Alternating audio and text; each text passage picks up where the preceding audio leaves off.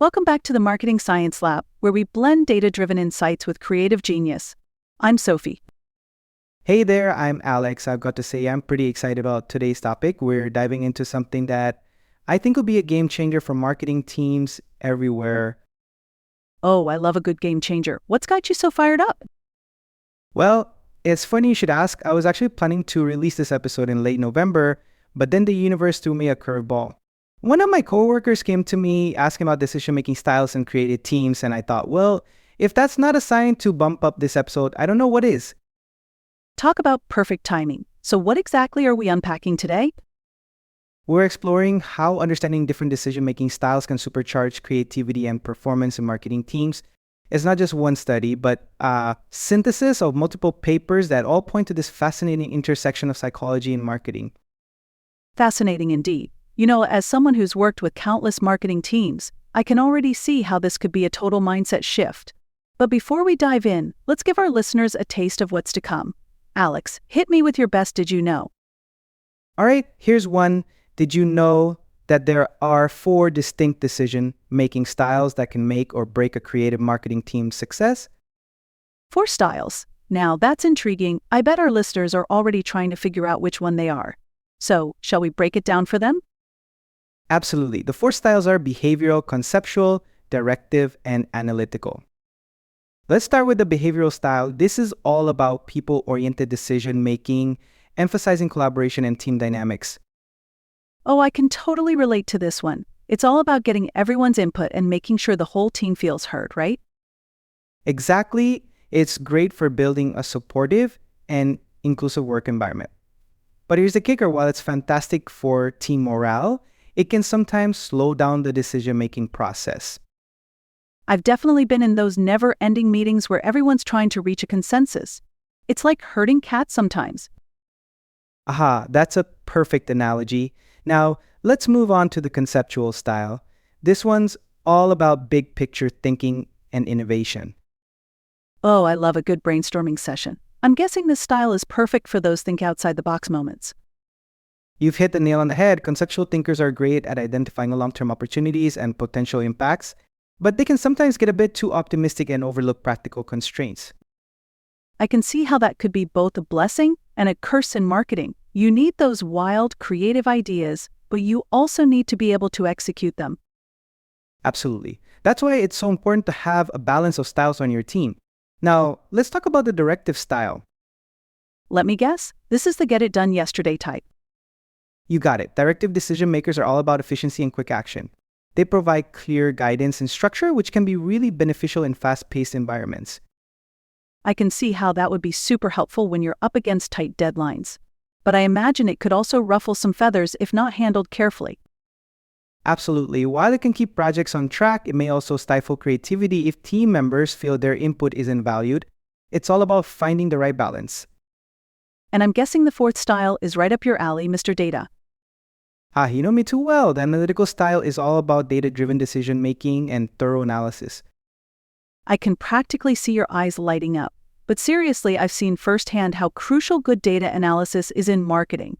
It can make the difference between a campaign that flops and one that soars. Exactly, it provides a sense of security and confidence in decision outcomes. But, and this is a big but, it can also lead to analysis paralysis if we're not careful.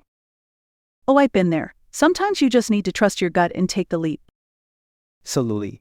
And that's the beauty of understanding these different styles. It's not about pigeonholing yourself or your team members, but about recognizing the strengths and potential pitfalls of each approach.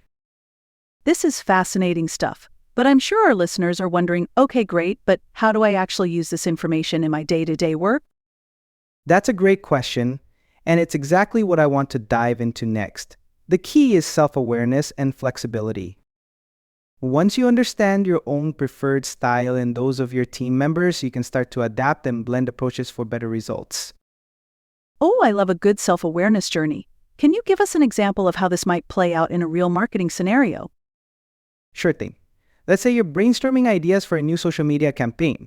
If you're aware that you tend towards an analytical style, you might consciously try to embrace a more conceptual approach at first to generate creative ideas. Then you can bring in your analytical strengths to evaluate and refine those ideas. That makes so much sense. and I can see how it would be beneficial to have team members with different styles collaborating. The conceptual thinker might come up with a wild, out-of-the-box idea, while the analytical person could help figure out how to measure its impact.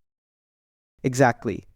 And the behavioral decision maker could ensure that the idea resonates with the team and aligns with company values, while the directive style could help set clear goals and deadlines for execution. This is really powerful stuff. I'm already thinking about how I can apply this to my own work. But I'm curious, how did you first stumble upon this research? Well, it actually came from a personal pain point. I used to get frustrated when my team would not immediately jump on board with what I thought were data-driven decisions. But then I had this aha moment. Not everyone's brain is weirdly wired like mine. Haha. Shocking, I know, but seriously, that's such an important realization. We often assume everyone thinks like we do, but that's rarely the case. Absolutely. And once I started recognizing and appreciating the different decision-making styles and personalities on my team, our productivity and creativity improved. It was like unlocking a superpower we didn't know we had. I love that. It's like assembling your own marketing Avengers team, each with their own unique superpower. That's a great analogy. And just like the Avengers, the real magic happens when these different styles work together harmoniously. So, for our listeners who are eager to start applying this in their own teams, what would be your top tips? Great question. I'd say start by identifying your own preferred style. Be honest with yourself about your strengths and potential blind spots. Then try to recognize the styles of your team members. You might even want to have an open discussion about it as a team. That sounds like it could be a really fun and enlightening team building exercise. Absolutely. And once you've done that, start consciously incorporating different styles into your decision-making processes. If you're working on a big campaign, try to ensure all 4 styles are represented in the planning stages. And I imagine it's important to be flexible, right? Like, even if you're typically an analytical thinker, there might be times when a more directive or conceptual approach is needed. Exactly. It's all about expanding your toolkit. The goal isn't to change who you are, but to be able to adapt your approach based on the situation and the needs of your team. This is really powerful stuff. I can see why you were so excited to share it. Any final thoughts for our listeners? I just encourage everyone to embrace this as an opportunity for growth and improved collaboration. Understanding these decision-making styles isn't about putting people in boxes. It's about unlocking the full potential of your team's diverse strengths. Beautifully said. And remember, folks, the best marketers are chameleons, adaptable and always learning.